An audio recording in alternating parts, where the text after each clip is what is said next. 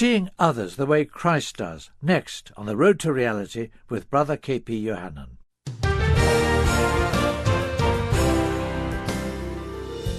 So many people are tottering their way through life with little or no purpose, but the Bible tells us we don't have to live that way. There is a God-given plan for every life, and John's Gospel chapter 4 models this for us. I'm your host, Richard Bewes, and it's time once again for the Road to Reality with K.P. Yohannan of Gospel for Asia. K.P. takes us then to John 4 right now. Yes, it's where Jesus meets with a woman by a well side. K.P. will use this to encourage us to step into the way of Christ and see others the way he does. He begins with this startling reality. Nearly 200,000 people die every day without Christ and going into eternity. How does that affect the heart of Jesus? I want to know. I need to know. But the disciples, they are not getting it. In Matthew Gospel chapter 9, the writer Matthew says after 3 decades of the event, he was moved with compassion when he saw the multitudes, broken, helpless, harassed, sheep without shepherd. My question, why couldn't he say, we, along with Christ, we were so broken up, moved with compassion? No, they didn't understand that yet. He only could say, he.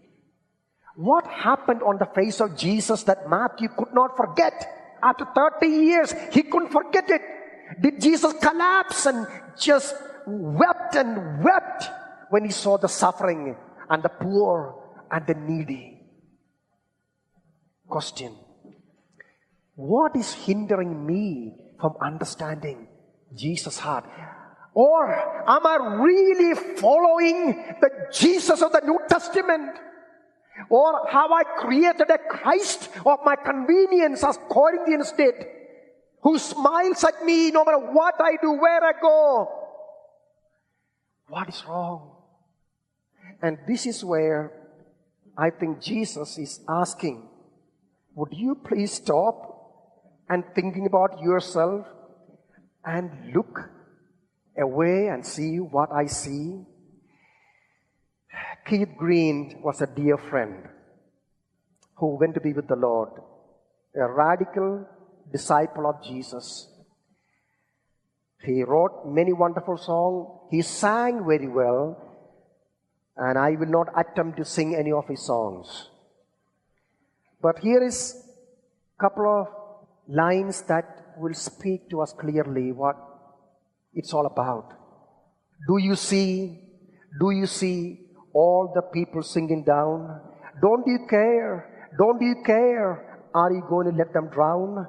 How can you be so numb not to care if they come? You close your eyes and pretend the job is done. Oh, bless me, Lord. Bless me, Lord. You know it is all I ever hear. No one ache, no one hurt, no one even sheds one tear. And he goes on. But he cries, he weeps. But all I can think about is me, mine, my wife, my children, my health, my wealth, my future, my education. It's all about me. But Jesus says, look away.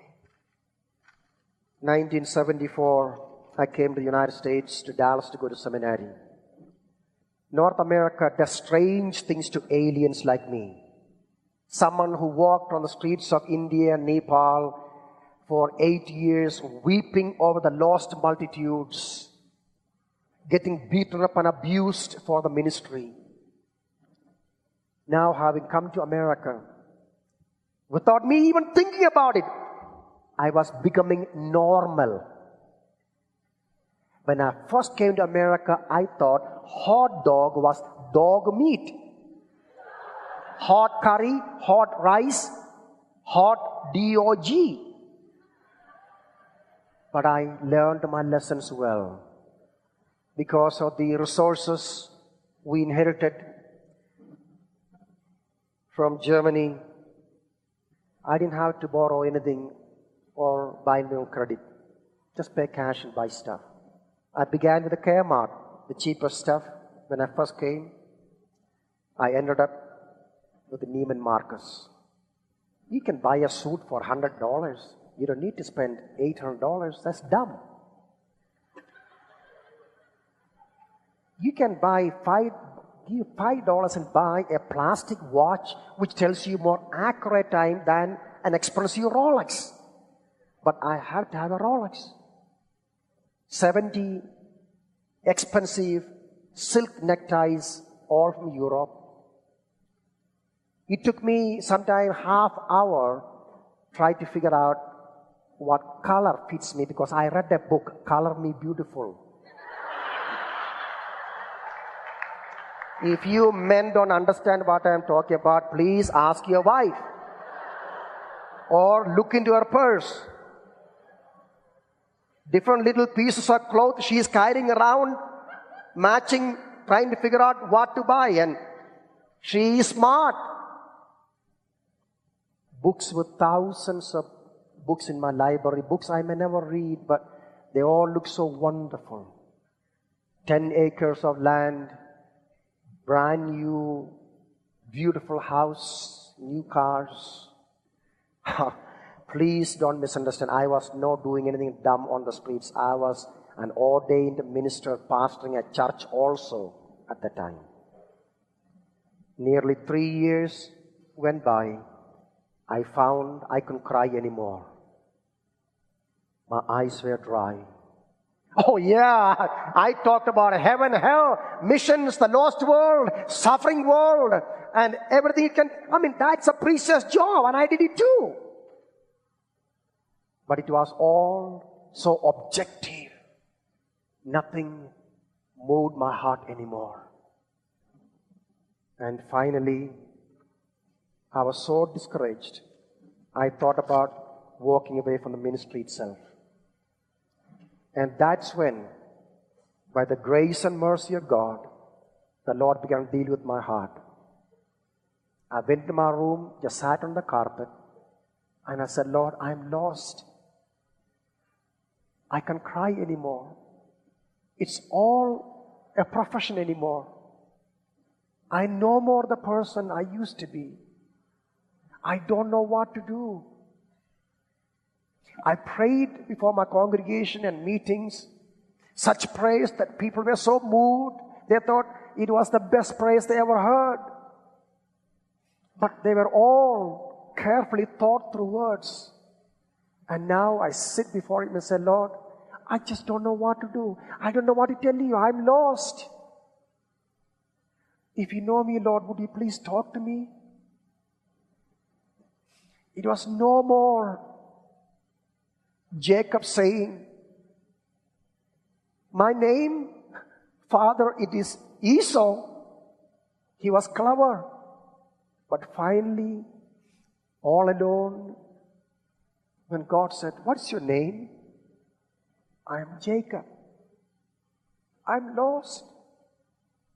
I know it all in my head. But I'm lost. And that's when the Lord broke into my life. He made my heart soft and tender. I could cry once again. People thought I got eye disease. For 2 weeks, I couldn't stop crying. I was so in love with Jesus. If He asked me to jump off from a building, I would have done it. Nothing I wouldn't do for Jesus. It was the most amazing discovery to love Him, to fall in love with Him. Nobody told me to sell my land, my house, empty my bank account, sell my clothes. Nothing. Nobody. It was the greatest joy of my life for my wife and I to exchange everything we owned, including my clothes, except a couple of ties and a couple of jackets, for the sake of preaching the gospel. And I beg of you to understand, I am not promoting to sell your house, sell your clothes, and sell your husband and wife and kids and cars. I am not saying that. I have friends who are multi-millionaires who walk with God, who are used by God, who are more devout to Jesus than some poor people who say they have nothing but they're greedy and so bitter. I'm not talking about money issue here. It's my personal journey. How? Finally, when I came to the place I realized that I didn't care about Him, my heart had to change. It was not external, it was internal.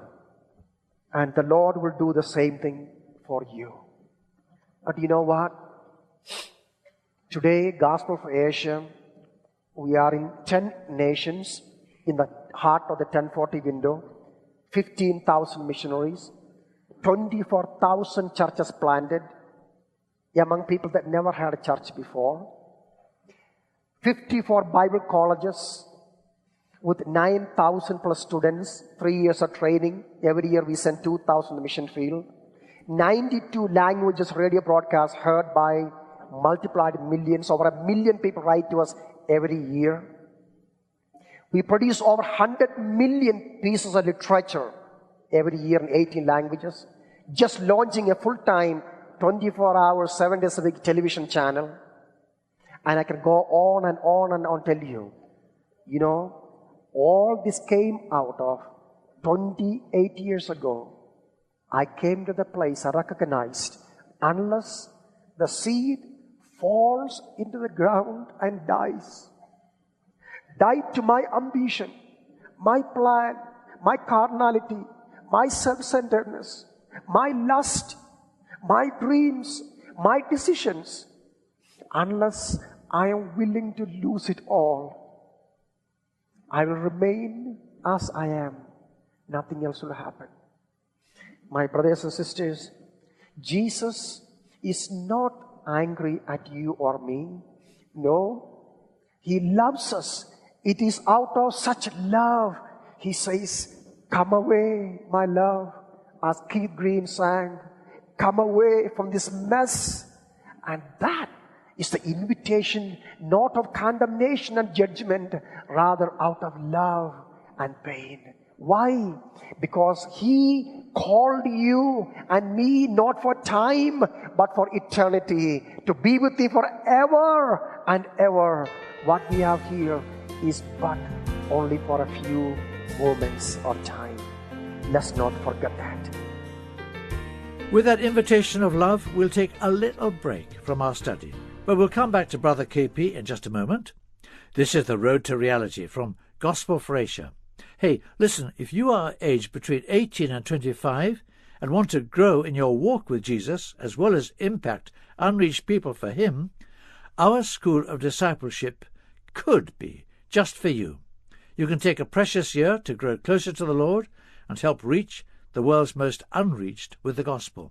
To find out more, click to roadtoreality.org.uk or call 01904 643 233. I'll say that again, roadtoreality.org.uk or 01904 643 233. Now, with the rest of his message from John's Gospel chapter 4. Back to you, KP, once again. Now, Jesus said, I send you to a harvest you didn't work for. You know, one of the most amazing things, Jesus said, I will build my church. That makes me so happy. I don't have to do anything. Jesus, you just be faithful to me and I will do the rest. It's none of your problem. Fine, Jesus. But Lord, I read in the book of Acts, daily you added to the church thousands of people. In the end, they changed the world. And the Lord says, yeah, daily they obeyed me. Therefore, I could do that daily. My brothers and sisters, how many of you traveled 2, 3, 4, 5 hours, 10 hours from this humongous country to get to this place? By plane, by car, by, I was going to say bullock cart and donkeys. No, you don't have those things here. How many gas stations, petrol stations you stopped? Now listen. how many people received a gospel tract from you? You know what?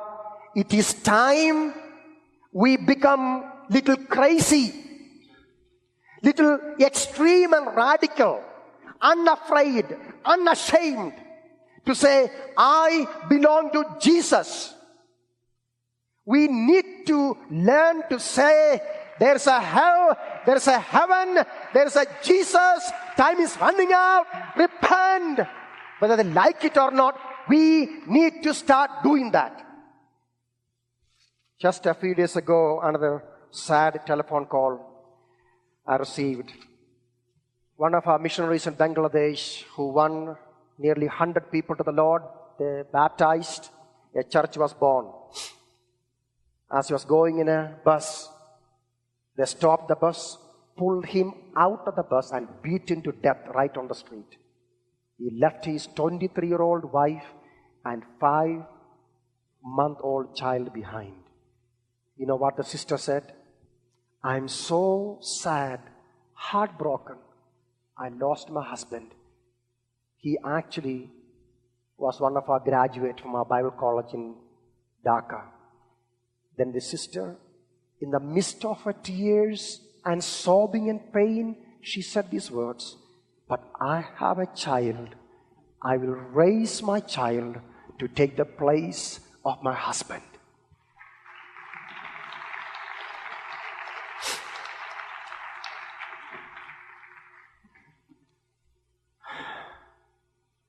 Jesus is asking his disciples, see what I see and understand who I am, and then you go and be mine and do exactly what I would do.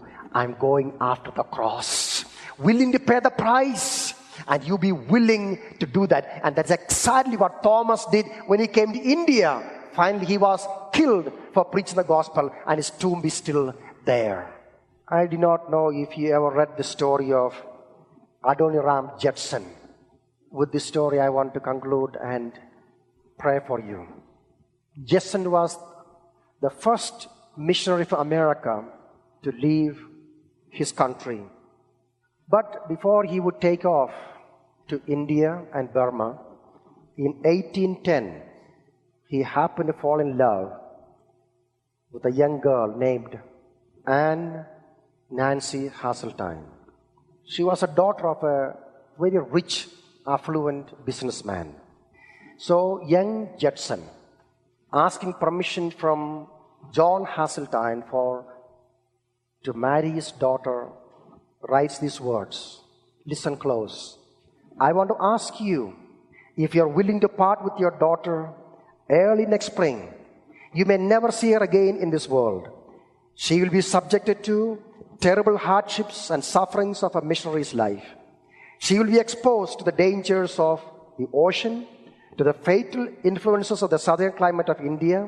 She will have to face every kind of distress, degradation, insult, persecution, and possibly a violent death. Can you consent to all this for the sake of him who left his heavenly home and died for her and for you, and for the sake of perishing immortal souls and for the glory of God? What a way to ask a father for his daughter. I got a daughter, he'll ask me, I'll tell him. Can you agree to all this in hope of soon meeting your daughter in the world of glory, wearing the crown of righteousness, brightened with the acclamations of praise to the Savior, from heathen saved through her sacrifice from eternal hell? That's the letter. The answer. Her father left the choice to her. This was her reply. I have decided to give up all my comforts and enjoyments here, sacrifice my affection to relatives and friends to obey the call of the Lord. As far as I know, no female has ever left the shores of America to spend her life like this. The Judsons labored for 7 years before winning the first convert. After 9 years, they had baptized only 18. Several of their fellow missionaries died. Others simply left the mission field. Judson himself was brutally imprisoned 17 months during a crackdown against all foreigners, barely surviving the horribly inhumane treatment. One night, while his raw and bleeding feet were hanging in elevator stalks, swarms of mosquitoes settled on his bare soles, producing excruciating torture. Then, not long after his release from prison, Judson's beloved wife, Nancy, died. Her constant life of sacrifice and service had finally taken its toll. Just a few weeks later, little Maria, their third baby, was suddenly taken from this world. Judson was left utterly alone in a hostile Buddhist land, almost shattered with pain and grief. Before him lay the prospect of a tiger-infested jungle, bat-infested houses, and a fever-infested climate, and for life. Behind him lay an almost unimaginable trail of hardship and loss, but he did not leave off from his mission work. He did not abandon his Bible translating or his preaching and teaching labors. How could he? Eternal souls are at stake. Who else could reach the Burmese as well as he? So he remained for 20 more years, returning to America only once, and that by necessity, not by choice. Judson's devotion for life was not in vain. On one occasion, during the great annual festival held at the towering golden Buddhist pagoda in Rangoon, I've been there, he recorded that he had distributed nearly 10,000 tracts, giving to none but those who ask. Some came 2-3 months' journey from the borders of Siam and China, saying, "Sir, we hear that there is an eternal hell. We are afraid of it. Do give us a writing that will tell us how to escape it." Others came from interior country where the name of Jesus is little known. "Are you Jesus, man? Give us a writing that tells about Jesus Christ." For Judson, it was worth it all. Today, there are more than 1 million born-again believers in Burma.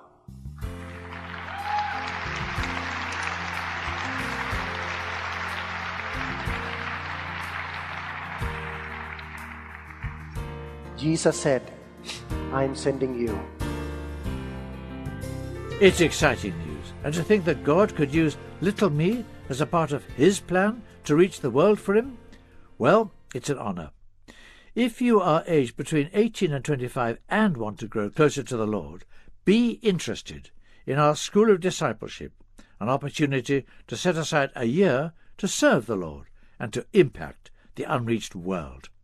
Go to roadtoreality.org.uk to learn more, or call our office, would you, on 01904 643 233. Again, visit us on roadtoreality.org.uk or call 01904 643 233. We'd love to hear from you. So again, just turn to Road to Reality, got it once more, .org.uk, and we'll lead you from there. This is Richard Bewes saying, when we hear from you, leave it to us to give you the necessary tips for the next steps. Bye for now.